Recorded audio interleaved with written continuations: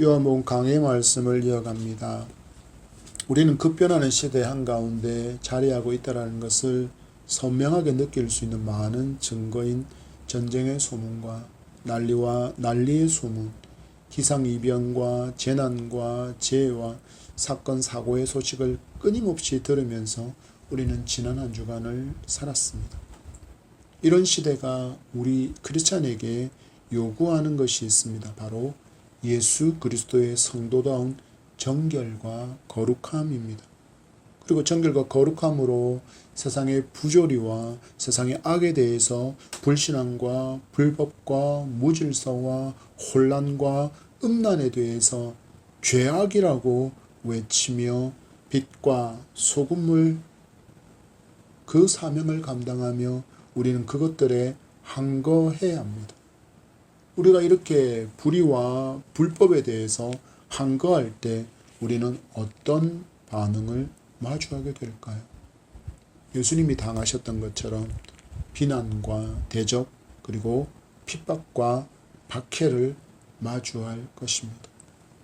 생명을 주시기 위해서 당신의 살을 찢고 피 흘리며 생명의 떡, 영생의 물을 주신 주님이신데 주님이 마주한 현실은 박해였던 것처럼 그 주님을 따르던 사도와 제자들이 당한 것 또한 박해라는 것을 우리는 말씀을 통하여서 그리고 기독교 역사를 통해서 알 수 있습니다. 대한민국 또한 예외이지 않습니다. 우리나라 초기 기독교 역사에도 박해는 빠지지 않았습니다. 기독교 신앙을 가졌다는 이유 때문에 박해와 순교를 당한 너무나도 많은 신앙의 선조들이 있었습니다. 그래서 기독교의 역사를 박해의 역사라고 말할 수 있는 것입니다. 그런데 그때와 비교해서 지금은 너무나도 무력하고 무기력한 기독교가 되었다라는 것을 부인할 수 없습니다. 위로가 필요하다라고 하나님의 말씀이 너무 부드러워져 버렸습니다. 그래서 이길 힘이 없다는 것에 대해서 모른 척하고 있습니다. 너무나도 힘이 없는 시대, 저항할 힘도, 죄에 대해서 악이라고 외칠 힘도, 거룩하게 살아갈 힘도 잃어버린 시대를 마주한 그런 우리입니다. 우리는 이제 어찌해야 합니까? 여러분, 우리는 분명히 예전에 비해서 한국의 전력 사정이 너무나도 좋아졌다는 것을 알고 있습니다. 대한민국을 한밤중에 인공위성에서 찍은 사진을 보면 북한에는 평양 부근에만 불빛이 반짝반짝하지만 대한민국은 온 대한민국 한반도 전체가 불빛으로 밝게 빛나는 나라, 그 정도로 전력이 좋은 나라가 되었습니다. 그렇지만 대부분 가정에는 혹시라도 있을 그 정전에 대비해서 어둠을 밝히는 손전등을 구비하고 있을 것입니다. 스마트폰에도 분명히 전등 기능이 있지만 그 성능이 손전등에 비할 바는 못 됩니다. 이렇게 만약의 사태에 대비해서 손전등을 준비해 두지만 사용하지 않다 보면 어떤 일이 일어납니까? 건전지의 성능이 저하되어서 막상 비상 상황에 사용하려면 빛이 허리멍덩하게 잘 비치지 않습니다. 어찌해야 합니까? 짱짱한 성능을 가진 새 건전지를 넣으면 당장 밝은 빛을 비출 수 있습니다. 우리 또한 마찬가지입니다. 늘 성령 충만, 은혜 충만, 말씀 충만, 기도 충만, 기쁨 충만을 유지하며 살아가는 사람은 거의 없습니다. 어떤 사람도 늘 신앙의 정점에 서서 요동하지 않는 신앙을 겸비하고 있는 사람은 없습니다. 우리 믿음의 선지들 중에 누가 그런 사람이 있습니까? 어떤 사람이 주저하지 않았습니까? 어떤 사람이 주저앉은 경험을 하지 않았습니까? 없습니다. 모두 주저앉고 널브러져 있었고 신음하고 나를 죽여주소서라고 말하는 사람도 있었습니다. 우리도 늘 신앙생활이 롤러코스터를 타는 것 같습니다. 그래서 우리는 늘 충전이 필요하고 짱짱한 성능의 건전지가 필요합니다. 어떻게 이렇게 무력해지고 힘 빠진 우리의 영혼을, 이 땅의 성도를, 교회를 강건케 할 수 있을까요? 우리 다시 십자가의 주님을 바라보아야 하고 다시 복음으로 돌아와야 합니다. 그래야만 우리는 시대의 사명을 감당하는 성도로 살아갈 수 있을 줄 믿습니다. 초막절 명절을 앞두고 예수님의 형제들이 예수님께 이야기합니다. 당신을 세상에 드러내어서 유명인이 되고 높은 권좌를 얻어서 많은 것을 누리는 삶을 왜 살지 않느냐라고 타박하는 모습에 대해서 요한은 형제들도 예수님을 믿지 아니하였다라고 표현하는 것을 우리는 지난주 말씀을 통해서 보았습니다. 분명히 그들은 예수님의 형제들이었지만 그들은 예수님이 누군지를 알지 못한 결과였습니다. 그리고 우리도 예수님을 제대로 알지 못하면 예수님을 이용하려고만 합니다. 마치 도깨비처럼 내가 원할 때 짠 하고 나타나서는 내가 원하는 것을 뚝딱 하고 손에 쥐어주고는 휘릭 바람처럼 사라진 후에 그 이후에는 내가 필요로 할 때까지는 어떤 관여도 하지 않는 그런 예수님만을 원하게 되었다라는 것입니다. 그러나 예수님을 바르게 알게 되면 성도는 사명의 자리로 반드시 나아가게 되어 있습니다. 왜입니까? 하나님께서 우리를 죄의 종에서 건져주시고 의인이며 하나님의 자녀로 삼아주신 것은 이 땅에 우리를 보내실 때 심어두신 그 사명의 자리로 회복시킨 것이고 또한 사명을 넉넉히 감당할 수 있는 성숙한 성도로서 하나님의 나라와 하나님의 의를 구하며 하나님의 영광을 드러내는 착한 행실을 행하는 삶을 살아가기를 하나님께서 기대하신다라는 것을 말씀을 통해서 알게 되었기 때문입니다. 예수님의 삶을 주목해 보십시오. 마귀는 예수님을 그냥 가만히 내버려 두지 않았습니다.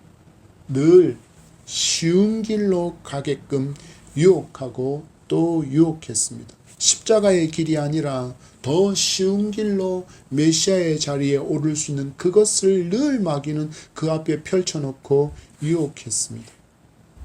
마귀는 우리에게도 어렵고 힘든 그 사명의 자리를 외면하고 그래서 세상에 몰두하는 인생이 되기를 원합니다. 왜 그럽니까? 그래야만 하나님의 나라와 하나님의 의가 더 이상 확장되지 못하고 세상의 것을 최고라고 여기며 살게 될 것이기 때문입니다. 힘이 빠진 성도, 무기력한 성도, 하나님의 나라와 의에 대해서는 전혀 관심도 없는 그런 존재로 살아가게 하기 위해서 마귀는 여전히 우리를 유혹하고 있다라는 것입니다. 지금의 많은 성도와 한국교회가 이런 모습을 보여주고 있습니다. 빛을 잃어버렸고 소금의 짠맛도 잃어버린 채 너무나도 무기력한 모습으로 살고 있습니다. 세상가치의 기준에 따라 크고 화려하고 넓고 높고 많은 것을 성공이라는 이름으로 부르는 곳이 교회가 되어버렸다라는 것입니다. 그리고 그것을 위해서 예수님을 이용하려고만 할 뿐입니다. 여기에 대해 더 큰 문제가 있다면 거룩한 힘을 잃어버렸다라는 것입니다.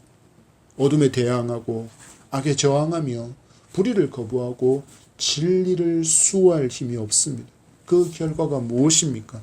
바로 이 땅의 어둠이 더 짙어지고 있는 것입니다. 지금 우리는 이길 힘을 얻고 회복해야 하는데 오직 이길 힘은 예수님이심을 믿으시기 바랍니다.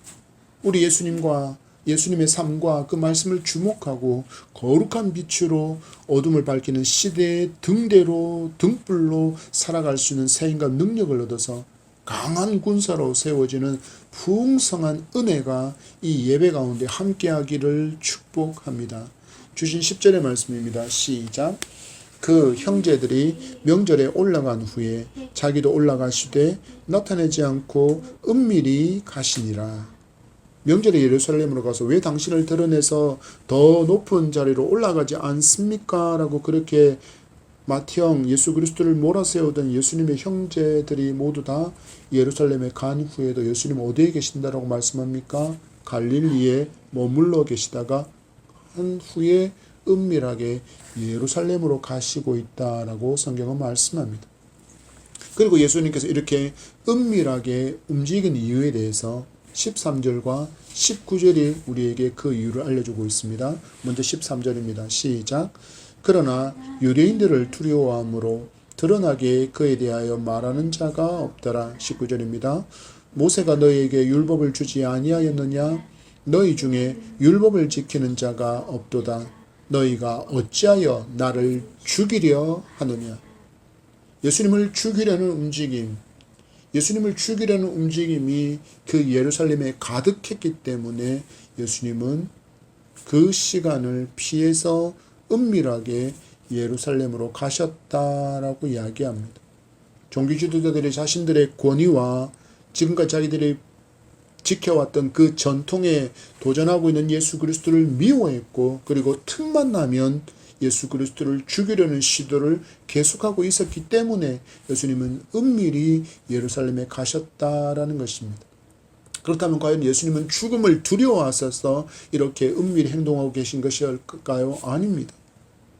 우리는 계속해서 때에 대해서 말씀하시는 예수님을 보고 있습니다. 바로 예수님은 아직 죽을 때가 아니었기 때문에 이처럼 은밀하게 행동하고 계십니다. 곧 사명을 이루는 때가 아니었기에 하나님의 때를 따라 기다리고 계시다가 예루살렘으로 은밀하게 올라가셨습니다. 이처럼 예수님의 삶은 언제나 하나님께서 맡기신 사명을 완수하는 일에 온전히 집중된 삶이었습니다. 그래서 예수님의 삶을 보면 방향성이 분명합니다. 예수님은 지금 어디를 가고 계시는가? 당신의 손이 가리키는 방향을 예수님은 한 번도 흔들지 않으셨다는 이야기입니다. 성도의 삶도 이래야 할 것입니다. 우리는 분명히 이 세상에서 살고 있지만 우리는 그냥 살아가는 존재가 아니라 하나님께서 이 땅에 보내실 때 우리에게 맡기신 사명을 발견하고 사명에 붙들린 분명한 방향성을 가진 삶을 살아가야 한다라는 것입니다. 그래서 우리는 질문해야 합니다. 왜 내가 이 일을 하고 있는가? 왜 나에게 이런 지혜와 건강이 있는가? 왜 나에게 이런 물질의 풍요와 권력이 맡겨져 있는가라고 질문하는 삶을 살아야 한다라는 것입니다. 그렇지 않고 삶 가운데 이런 질문도 없는 채 이 질문을 놓치고 살게 된다면 우리는 방향을 잃어버리고 계속된 방황을 멈추지 못하는 삶의 여정이 될 것입니다. 여러분, 우리가 얼마나 연약한 존재입니까? 누군가의 말 한마디에 마음이 녹아내리는 사람이 바로 우리가 아닙니까? 그래서 이 길이 아닌가? 혹은 저 길인가? 하고 늘 방황하는 존재가 바로 우리입니다. 이건 사명을 발견한 사람이라고 해도 예외가 아닙니다. 그러나 차이는 분명히 있습니다. 둘 다 방황할 수 있지만, 그러나 사명을 발견한 사람, 사명에 붙들린 사람은 이내 정신을 차리고 사명을 떠올리고 집중해서 바른 방향으로 돌아오게 되어 있습니다. 사명의 자리로의 회복을 경험하지 못한 성도가 여전히 세상에 몰두하지만 그 몰두하는 삶을 살아가게 되는 이유가 무엇이라고요? 사명의 자리를 제대로 발견하지 못했기 때문입니다. 교회 안에 있지만 사명을 발견한 성도와 사명을 발견하지 못한 사람의 삶은 분명히 다를 수밖에 없습니다. 그래서 우리는 스스로에게 질문하는 인생이 되어야 합니다. 앞에서 드렸던 질문처럼 내가 왜 이 일을 하고 있는가? 왜 나에게 이런 지혜와 이런 건강이 주어졌는가? 왜 나에게 이토록 많은 물질과 권력이 맡겨졌는가를 물어야 한다라는 것입니다. 분명한 사명의 자리를 발견하고 회복을 경험하는 성도가 되시기를 축복합니다. 은밀히 예루살렘으로 가신 예수님이 예루살렘에 도착하시기 전에 예수님을 찾는 사람들이 있다는 것을 말씀이 우리에게 알려주고 있습니다. 11절에서 13절의 말씀입니다. 시작. 명절 중에 유대인들이 예수를 찾으면서 그가 어디 있느냐 하고 예수에 대하여 무리 중에서 수군거림이 많아 어떤 사람은 좋은 사람이라 하며 어떤 사람은 아니라 무리를 미혹한다 하나 그러나 유대인들을 두려워함으로 드러나게 그에 대하여 말하는 자가 없더라. 아멘. 그들은 질문합니다. 예수님이 어디 계신가? 그리고 예수님을 발견하지 못한 사람들 가운데 예수님에 대해서 평가하는 이야기가 등장합니다. 무리 중에 수군거림이 많아.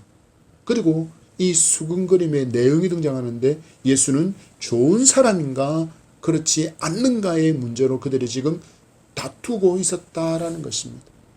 여기서 좋다라는 말은 헬라어로 아가두스인데 탁월하다, 우수하다, 선하다, 훌륭하다라는 뜻을 가진 단어입니다.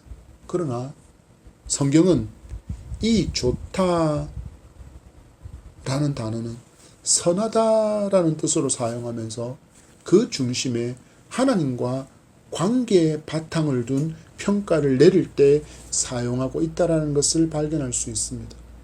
곧 누군가를 향하여 저 사람은 선하다라고 평가할 때면 하나님과 저가 어떤 관계 가운데 있는가, 하나님과 친밀한가, 하나님과 교통하고 있는가가 그것을, 그 단어를 사용하는 기준이 되었다라는 것입니다.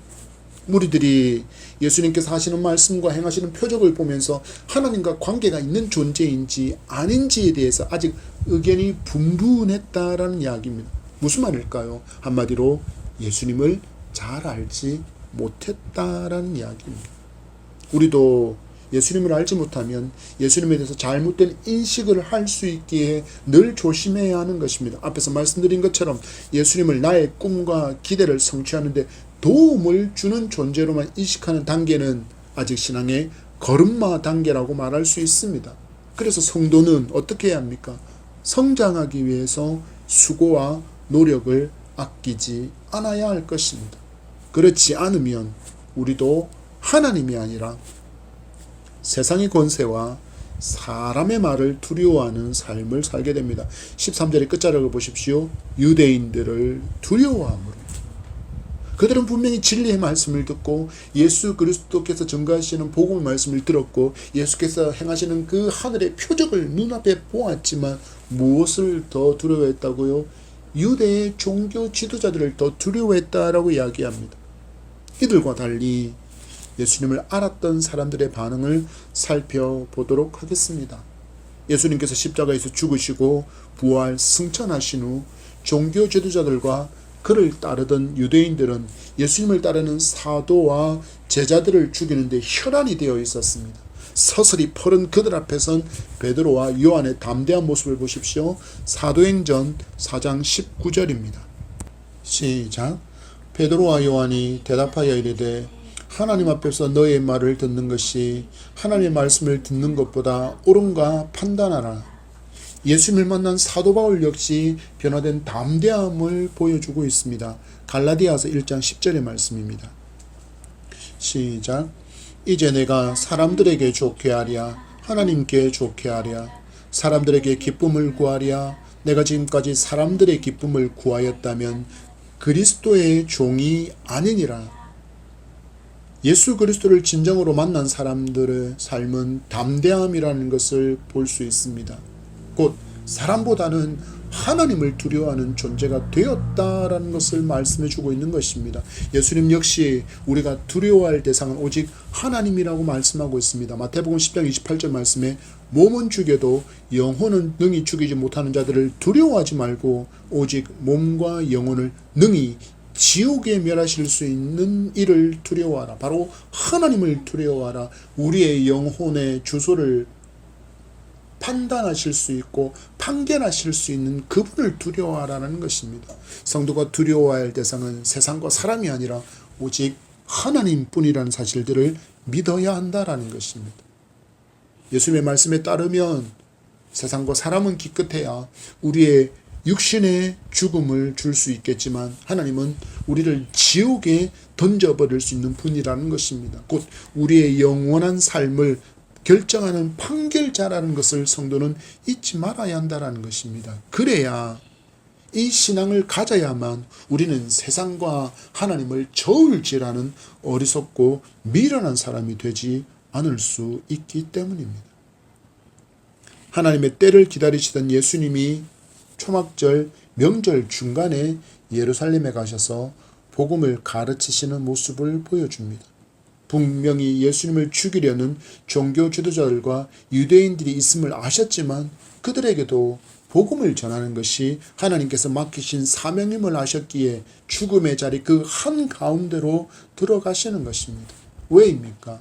이 복음만이 죄로 죽은 영혼을 살릴 수 있는 유일한 길이라는 것을 주님이 아셨기 때문입니다. CBS의 새롭게 하소서라는 방송이 있습니다. 여기 한 여자 청년이 출연했습니다. 중학교 때부터 계속 담배를 피워오던 청년인데 교회로 오게 되면서 들었던 생각이 이런 생각이랍니다. 온몸에서 찌들 대로 찌든 담배 냄새가 나는 나도 하나님께서 사랑해 주실까라는 생각이 그가 교회 오면서 가진 생각이었다라는 것입니다. 그러나 온 세상에 주님이 들려주신 복음은 이렇습니다. 마가복음 2장 17절 말씀에 예수께서 들으시고 그들에게 이르시되 건강한 자에게는 의사가 쓸데없고 병든 자에게라야 쓸데에 있느니라. 나는 의인을 부르러 온 것이 아니요 죄인을 부르러 왔노라 하시니라. 이것이 주님께서 세상에 들려주신 복음입니다. 복음을 들어야 하는 사람에는 예외가 없다라는 것입니다. 그래서 주님은 자신을 죽이려고 하는 사람들 한가운데 들러가서 살리는 생명의 복음을 외치고 있는 것입니다. 본문 15절의 말씀입니다. 시작.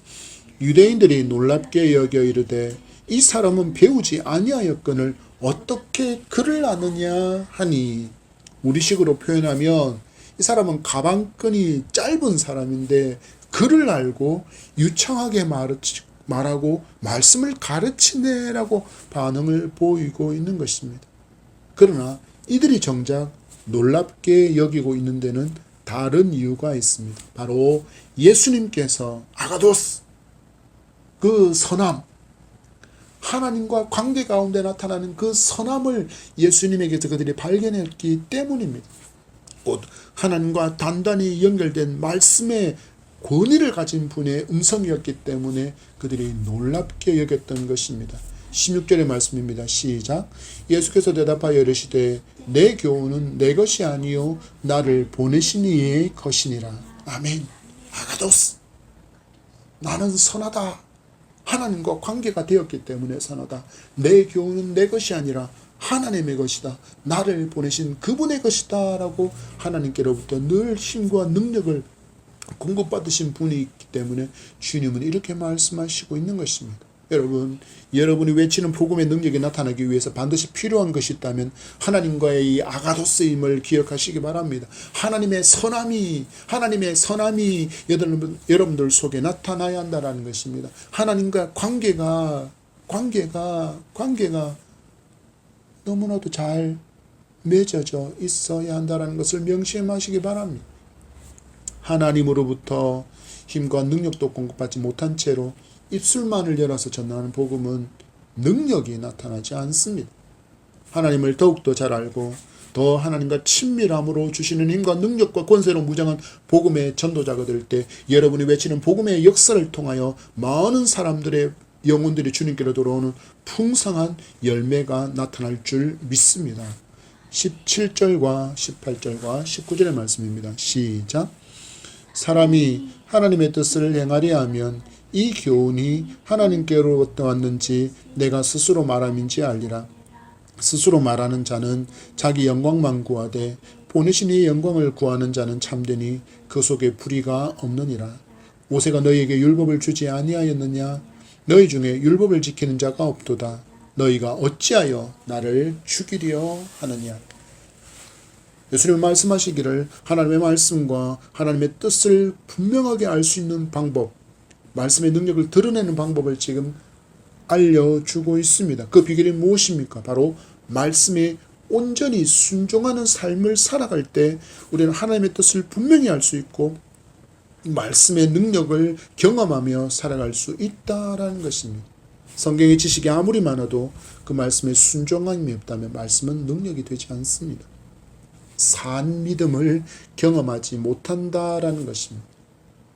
예를 들어서 여러분, 대한민국에 500만 명의 크리스찬이 있다고 가정을 해봅시다. 그리고 어제 기준으로 보니까 한국의 총 인구는 5,100만 55만 8,034명이었습니다.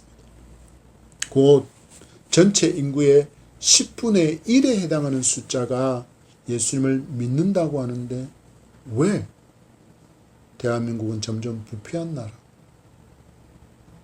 어둠이 더욱더 짙어지는 나라, 부패하고 불법과 무질서와 혼란과 폭력이 난무하는 나라가 되었습니까? 믿는다고는 하는데 삶이 없기 때문입니다. 믿는다고는 하는데 말씀에 순종이 없었기 때문입니다. 우리 주님 말씀하십니다. 스스로 말하는 자는 자기의 영광만 구한다. 너희 중에 율법을 지키는 자가 없다. 너희가 하나님의 말씀을 온전히 알고 말씀에 순종하는 사람이었다면 내가 전하는 복음과 행하는 표적을 보고 나를 죽이려고 하지 않았을 것이다 라고 주님 말씀하고 계신 것입니다. 야고보 사도가 외친 말씀에 은혜를 받습니다. 야고보 1장 22절 말씀에 너희는 말씀을 행하는 자가 되고 듣기만 하여 자신을 속이는 자가 되지 말라. 여러분, 예전에 비해서 얼마나 말씀을 들을 수 있는 길이 넓고 다양해졌습니까? 예전에는 예배당에 가야만 하나님의 말씀을 들을 수 있었다면 지금은 그렇지 않습니다. 스마트폰만 있으면 어디에서나 언제라도 대한민국에서 유명하다는 목사의 설교를 다 들을 수 있습니다. 그래서 그런지 정말 듣는 귀는 정말 커지고 말씀에 대한 지식도 많아졌습니다. 그런데 문제가 있습니다. 행하지 않습니다. 야고보 사도는 이 삶을 어떻게 평가합니까? 자신을 속이는 것이라고 이야기합니다. 그리고 예수님의 말씀에 순종하지 않는 이스라엘 백성이 자신을 죽이려 한다라고까지 말씀합니다. 너희가 하나님의 말씀을 바르게 알고 순종했다면 내가 지금 전하는 복음의 말씀으로 행하는 이 표적을 보고 내가 하나님께서 보내주시겠다고 약속하신 메시아임을 분명히 알 수 있을 텐데 오히려 너희는 하나님께서 보내신 메시아인 나를 죽이려 한다. 내 복음을 거부하고 있다라고 말씀하시는 것입니다. 지식으로만 아는 말씀은 이처럼 능력이 되지 않습니다. 능력이 나타나지 않습니다. 하나님의 말씀을 알고 행함으로 말씀의 능력을 경험하고 능력을 받아 담대하게 복음을 외칠 수 있는 능력 있는 성도로 성장하는 우리 모두가 되기를 축복합니다. 주님께서 나를 너희들이 죽이려 한다라고 하는 말씀하신 백성들이 의아해하며 반응합니다. 20절의 말씀입니다. 시작. 무리가 대답하되 당신은 귀신이 들렸도다. 누가 당신을 죽이려 하나이까? 분명히 예수님께서 말씀을 듣고 있는 사람들을 향하여 너희가 나를 죽이려고 한다라고 말씀하신 대로 그들은 시침이 뚝 떼며 말합니다. 누가 당신을 죽이려고 합니까? 혹시 당신 귀신 들린 거 아닙니까? 귀신 들려도 지금 헛것 보고 헛소리 하는 거 아닙니까? 라고 말하는 것입니다. 사람의 중심을 다 아시는 주님께서 모든 것을 아시고 말씀하시는데도 그들은 시치미 때문에 오히려 예수님을 귀신 들린 사람으로 몰아가고 있습니다. 그들이 어떻게 하고 있습니까? 예수님이 전하시는 생명의 복음을 귀신의 말로 행하신 하나님의 그 표적을 귀신의 역사로 몰아세우고 있는 것입니다. 이 말씀에 따르면 불신자들은 그들의 마음속에 예수 구원의 복음을 들을 때 복음으로 듣지 않고 귀신의 말처럼 받고 예수님을 귀신 들렸다고 욕하는 사람이 바로 불신자들이라는 것입니다. 그래서 결국 이들은 어떻게 합니까? 이들은 정말 예수님을 향하여 침뱉고 뺨을 치고 십자가에서 죽였습니다. 오신 메시아를 귀신 들린 존재로 여겨서 죽여버린 것입니다. 21절에서 24절의 말씀까지입니다. 시작. 예수께서 대답하여 이르시되 내가 한 가지 일을 행하매 너희가 다 이로 말미암아 이상히 여기는도다. 모세가 너희에게 할례를 행했으니 그러나 할례는 모세에게서 난 것이 아니요 조상들에게서 난 것이라. 그러므로 너희가 안식일에도 사람에게 할례를 행하느니라. 모세의 율법을 범하지 아니하려고 사람이 안식일에도 할례를 받는 일이 있거든. 내가 안식일에 사람의 전신을 건전하게 한 것으로 너희가 내게 노여워하느냐? 외모로 판단하지 말고 공의롭게 판단하라 하시니라. 이스라엘 백성들은 주장했습니다. 우리는 하나님을 알고 우리는 모세를 압니다. 우리는 모세를 믿고 하나님의 말씀을 믿습니다. 그리고 우리는 하나님의 말씀에 순종하기 위해서 안식일도 열심히 지키고 있다고 말했지만 그들은 하나님의 말씀에 순종하지 않는 사람이라고 예수님은 그들을 평가하고 있습니다. 그래서 그들이 어떤 반응을 보입니까? 예수님께서 안식일에 38년 된 안전뱅이를 치유했더니 그들은 안식일을 범했다고 예수님을 죽이려고 했고, 심지어는 그 나음을 받은 그 사람까지도 죽이려고 했던 사람이 바로 이들 유대인들이었습니다. 생명을 살리는 하나님의 일을 행하시는 주님을 향해서 이상히 여기고 귀신이 들렸다고 말하는 유대인들에게 성경은 무엇이었습니까? 그저 지식에 불과한 것이었습니다. 성경이 말씀하시는 하나님 사랑과 이웃 사랑을 알지 못하고 실천하지도 않는 사람들, 곧 종교인일 뿐인 유대인들이라는 것입니다. 그럼에도 우리 주님은 그들이 복음을 듣고 주님께서 행하시는 순종의 그 모습을 보고 행하시는 표적을 보고 순종의 사람이 되어 하나님께서 보내신 메시아, 바로 당신을 구주로 영접하고 구원받기를 원하십니다. 빛이신 예수님을 발견하기를 원하시고 있는 것입니다. 많은 사람들이 이야기합니다. 빛이 비치는데 어떻게 그것을 모를 수 있습니까? 라고 이야기합니다. 그런데 여러분 아십니까? 얼마든지 가능합니다. 빛을 향하여서 눈 감아버리면 그만입니다. 그러면 안 보입니다, 여러분. 복음의 진리에 대해서도 눈 감아버리는 사람은 복음의 빛을 볼 수 없습니다. 우리도 마찬가지입니다. 하나님의 말씀을 듣지만 흘려들으면 복음의 진리를 바르게 알 수 없습니다. 알지 못하는데 어떻게 순종할 수 있겠으며, 순종하지 않는데 어떻게 말씀이 능력이 되고 나에게서 그 능력이 나타나겠습니까? 원하고 바라옵기는 순종의 성도가 되시기를 바랍니다. 순종하여 말씀의 능력을 경험하며 드러내며 살아가는 산 믿음의 성도가 되기를 축복합니다. 그러면 우리는 더 이상 세상과 하나님을 저울질하는 어리석은 삶을 살지 않습니다. 방향을 잃지 않는 사명자의 삶을 주님처럼 살아갈 수 있습니다. 가장 귀한 보화를 가진 자다운 삶을 살 수 있습니다. 강하고 담대하여 악을 악이라고 외치며 살 수 있습니다. 불신과 불의와 불법과 무질서와 혼란과 폭력과 학대에 저항하며 살아갈 힘과 능력도 얻게 됩니다. 주님께서 예루살렘 한가운데서 복음을 외치는 것은 당신을 죽이려는 사람들 한가운데서 복음을 외치시고 불의와 악에 대해서 불이라고 악이라고 외치셨던 모습이라는 것을 우리는 기억하고 우리도 그렇게 살아야 합니다. 왜입니까?